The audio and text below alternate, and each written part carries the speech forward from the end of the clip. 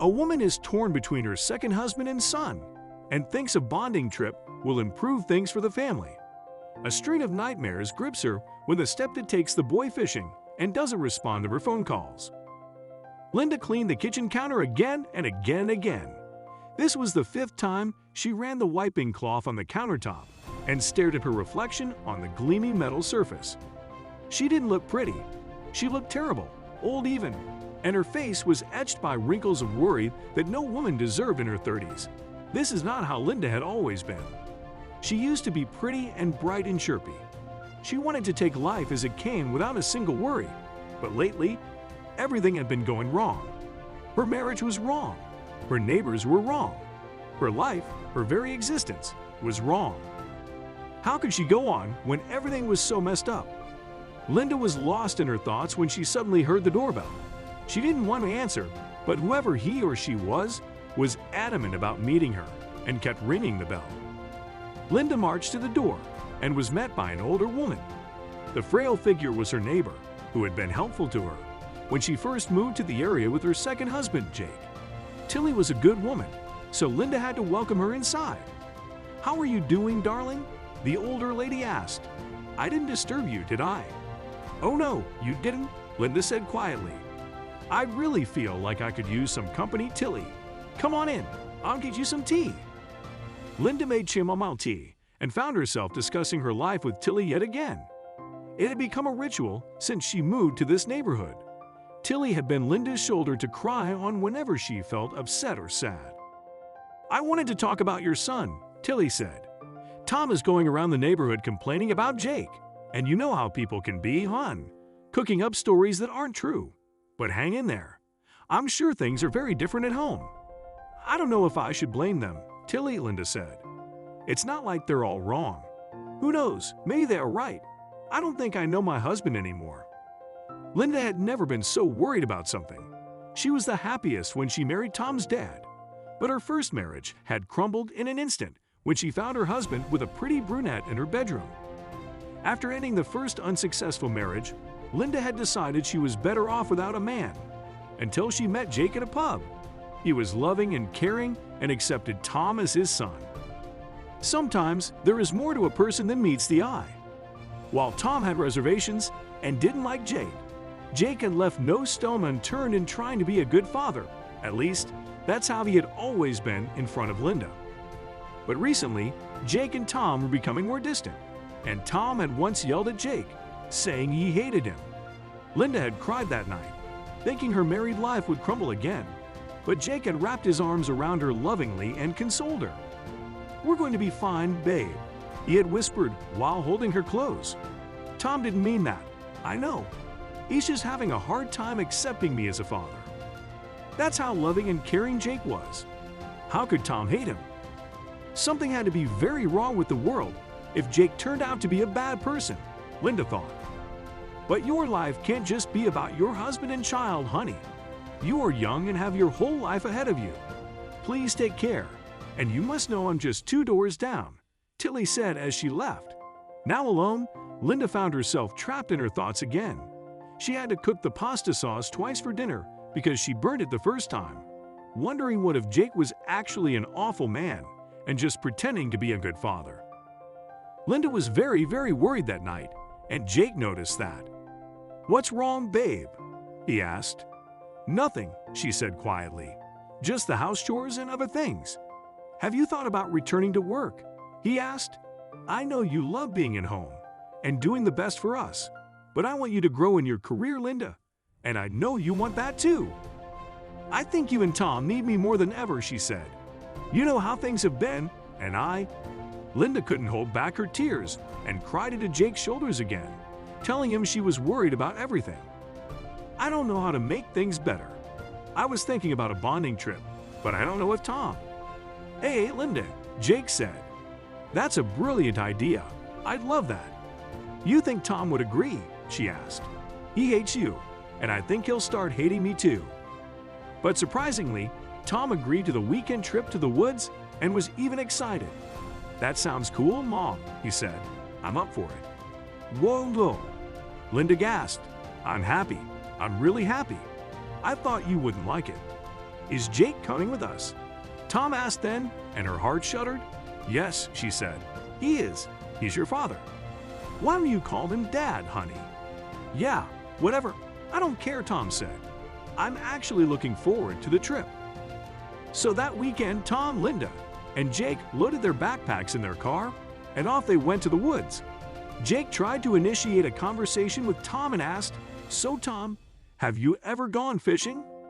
"Why would you care?" Tom said rudely. "Don't try to act like you're my dad." "Well, I know you don't care, but my dad was a fisherman," Jake said, looking at Tom in the rearview mirror. "We went fishing every weekend, and I was so bad at it." Tom was suddenly intrigued. "For real?" "Yep," said Jake. "And you know, once I caught this big fish. I was so happy that I ended up throwing the fishing rod in the water and lost it." Tom laughed, and neither Jake nor Linda could believe it. "That was so stupid," he cried. "I can't believe you were so stupid." "Well, I was," Jake said cheerfully. "I have to admit that." Watching Jake and Tom have a joyful conversation, Linda was over the moon. She was finally convinced that the trip was a good idea. Why hadn't she thought of this before? Once they arrived at the campsite, Jake set up their tents and suddenly announced he was taking Tom fishing. "But we don't have fishing rods with us," Tom said and shrugged his shoulders. "Whoops! Who said we don't have it?" Jake went to the car and returned with his fishing kit. I had already searched the area for fishing activities, and this was a surprise. "Whoa!" Tom smirked. "That was kinda cool. Mom, you want to come too?" "No, I'm good," Linda smiled. "Have fun, you too." "Are you sure?" Jake asked. "We could go together." Linda nodded and said she'd wait for them. "We'll be back in 2 hours. See you soon," Jake told her. Linda watched in surprise and relief as her husband and son disappeared into the woods. She was starting to feel the bonding trip was actually working. The trees were slowly swaying with the wind, and she made a small bonfire with the wood logs she managed to collect and pile. It would be 2 hours before the sun would hide behind the clouds, and the winds would get colder. Linda put on another jacket and moved closer to the fire, waiting for Jake and Tom to return. She even dialed Jake's number, but he didn't answer. Linda tried again and again and again. No response. What's wrong? Why isn't he picking up? She wondered. When 40 calls went unanswered, Linda's heart sank. Had her worst fears proved true? Had Jake done something to Tom and disappeared? Was this bonding trip an opportunity for Jake to get rid of Tom? Had she been a fool to trust her husband and not her son? Linda didn't know where she was heading but ran into the woods, screaming Tom and Jake's names. "Tom, Jake, where are you?" Unfortunately, the trees around Linda were the only ones who heard her terrified and worried cries, and they didn't seem to help. She was just going deeper and deeper into the woods, clueless about where Jake had taken Tom fishing. 20 minutes after mindlessly wandering in the woods, Linda's phone rang. She immediately checked it and saw Jake was calling her. "Jake, where the hell are you?" She screamed into the phone. "Where is Tom?" An unknown voice appeared on the other end of the line, and Linda could hear a dog barking in the background. "Hello, I'm Rob," it said. "I found this phone while I was heading home.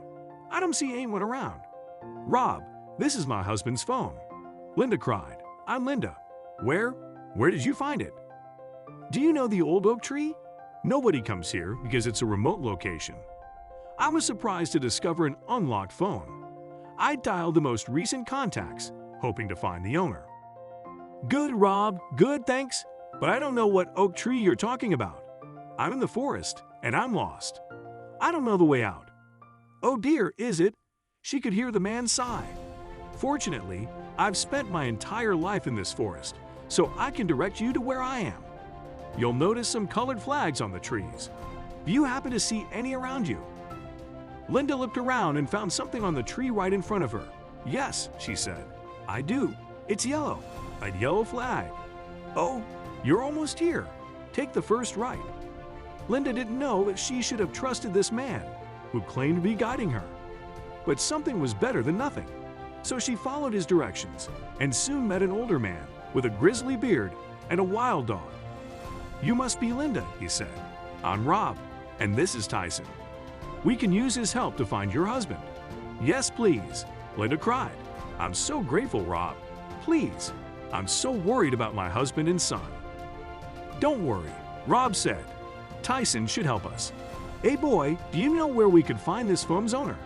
As Rob held Jake's foam close to Tyson's nose, the smart dog sniffed the device from all corners and bolted. "Follow me," Rob told Linda. Tyson was running deep into the woods at lightning speed, and Linda didn't seem to have the energy to run. But she ran. She ran because she feared her son was in danger.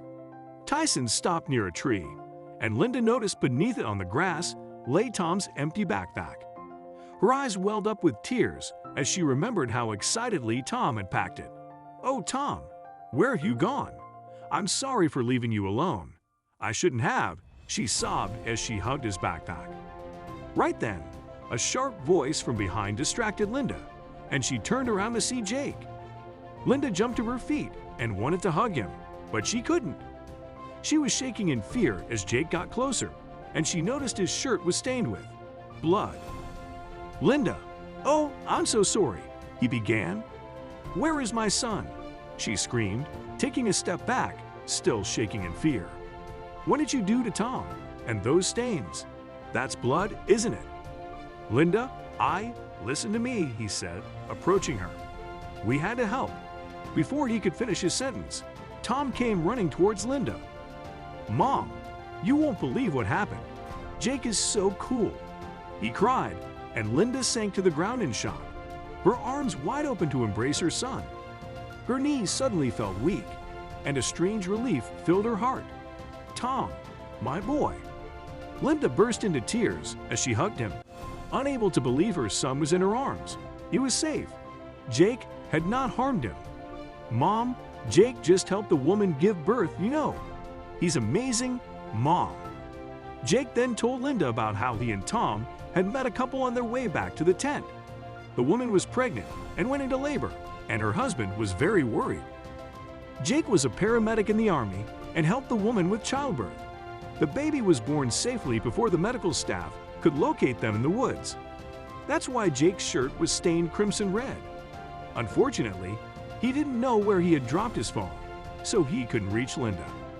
Thankfully, the medical kit in Tom's backpack came in handy while he was performing the woman's delivery. "I love Jake," Tom said. "We're close now. I'd love to call him Dad. I was so wrong to hate him, Mom." "I love you both," Linda said, gesturing to Jake to join them. Then the three held each other for a while before Tom said, "Mom, that's enough. I can't breathe," and shook himself awkwardly out of the warm embrace of his parents, still smiling.